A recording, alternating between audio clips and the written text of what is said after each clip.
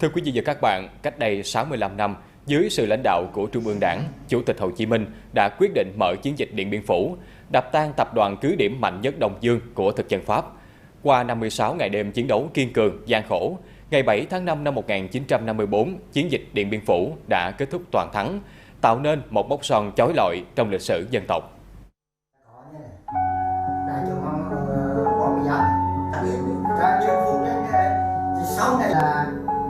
65 năm đã qua đi,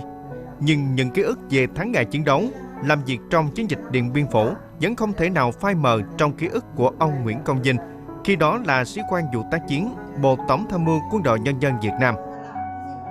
Trước khi đại tướng ra mặt trận, thì Bác Hồ có dặn là thắng phải đánh, không thắng không đánh. Và Bác Hồ giao cho đại tướng cái quyền là tướng quân tại ngoại. Ở đấy có những việc gì là đại tướng là giải quyết.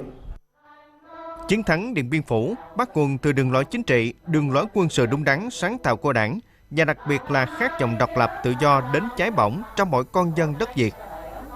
Đó cũng là nhân tố nền tảng tạo nên sự vững chắc của khối đại đoàn kết toàn dân, tạo nên sức sống mãnh liệt và sức mạnh to lớn để dân tộc Việt Nam vượt qua bao thăng trầm lịch sử. Là quân đội của một cái nước nhược tiểu là Việt Nam vào thời điểm đó mà lại đánh thắng và lại bắt sống toàn bộ cái quân đồn trú trong tập đoàn cứ điểm Điện Biên Phủ, thì đây là nó có một cái ý nghĩa biểu tượng rất là lớn, là trước các cái thế lực xâm lược mạnh như thế thì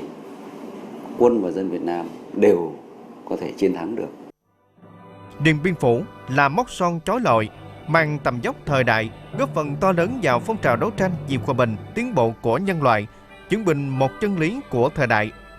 Các dân tộc bị áp bức, bị xâm lược, nếu có ý chí kiên cường và đường lối đúng đắn, sáng tạo, biết đoàn kết đấu tranh vì độc lập tự do, thì dân tộc đó nhất định thắng lợi.